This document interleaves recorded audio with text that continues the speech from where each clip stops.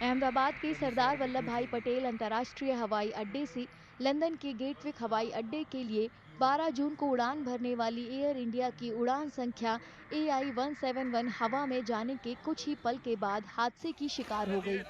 Boeing 7878 विमान उड़ान भरने के तुरंत बाद मेघानी नगर में एक मेडिकल कॉलेज परिसर पर जा गिरा, जिससे विमान में सवार 242 लोगों में से 241 की और जमीन पर मौजूद कई लोगों की मौत हो गई। हादसे में मरने वालों की कुल संख्या 260 थी। वो इंटरनेशनल फ़्लाइट थी। AI 171 एयर इंडिया की फ़्लाइट अहमदाबाद से लंदन जा रही थी। तो और ये हॉस्टल एरिया में गिरा है। तो ऐसे आते आते रास्ते में कितने सारे सोच, कितने लोग होंगे, कितने घायल होंगे, क्या परिस्थिति होगी, लेकिन सारे लोग ट्रॉमा में पहुंचे। सारी टीम थी हमारी, इमीडिएटली उनको डिवाइड कर दिया गया, कुछ ग्रुप में, कुछ रूम में, कुछ ऑपरेशन थिएटर में, कुछ लोग वहाँ ट्रायज में। उसमें से वो विश्वास कुमार भी आया, जिसको मुझे आज भी याद है। उसको पूछा था कि आप कौन है, कहाँ से आए, तो उसने बताया कि मैं पैसेंजर हूँ। तो ऐसा एक होप था कि काफ़ी सारे लोग इंजर्ड होके आएंगे। तो लेकिन वो होप ज़्यादा लंबा तो नहीं चला।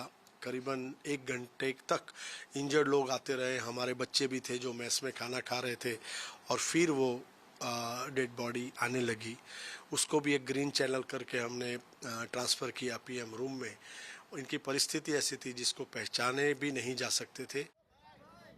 हादसे के बाद जब बचाव दल घटना स्थल पर पहुंचा तो उन्हें भारी नुकसान के कारण कई चुनौतियों का सामना करना पड़ा। अधिकारियों ने मृतकों की पहचान के लिए DNA परीक्षण कराया, क्योंकि शव इतने बुरी तरह से जल चुके थे कि उनकी पहचान करना मुश्किल था।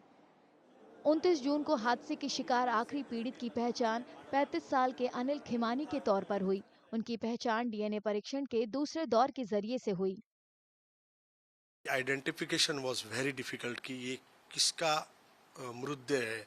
तो उसके लिए अभी जो साइंटिफिक मेथड है, जो DNA मैचिंग, उसके लिए सैंपल लेना और ये सब लोगों का PM करना, वो भी एक उस टाइम का चैलेंज था।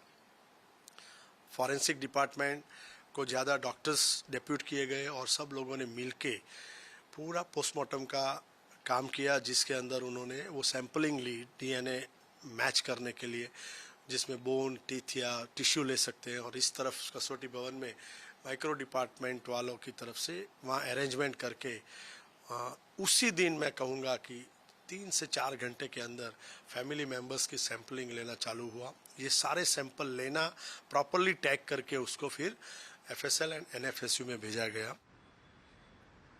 नागरिक उड्डयन महानिदेशालय यानी DGCA के अनुसार विमान का हवाई यातायात नियंत्रण से संपर्क टूटने से पहले पायलट ने मेडे कॉल जारी किया था। एक संसदीय पैनल ने 8 जुलाई को विमानन अधिकारियों और एयरलाइन के मुख्य कार्यकारी अधिकारियों से जांच की समय सीमा के बारे में पूछताछ की और विमानन सुरक्षा और किराया नियमन को लेकर भी चिंताएं जताईं। Black box was taken out. Black box, which is a digital flight data recorder and a cockpit voice recorder that records multiple of data, that was taken into custody by the investigation board.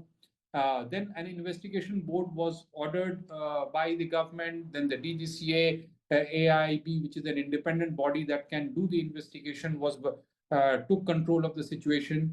However, it took time to name the chief investigator. That was also done.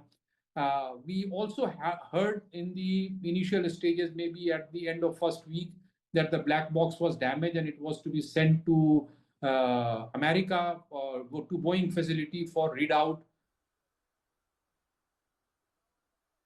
वायु दुर्घटना जांच bureau यानी AAIB ने विमान का black box बरामद कर लिया है और हादसे के सटीक कारण को जानने के लिए जांच शुरू कर दी है।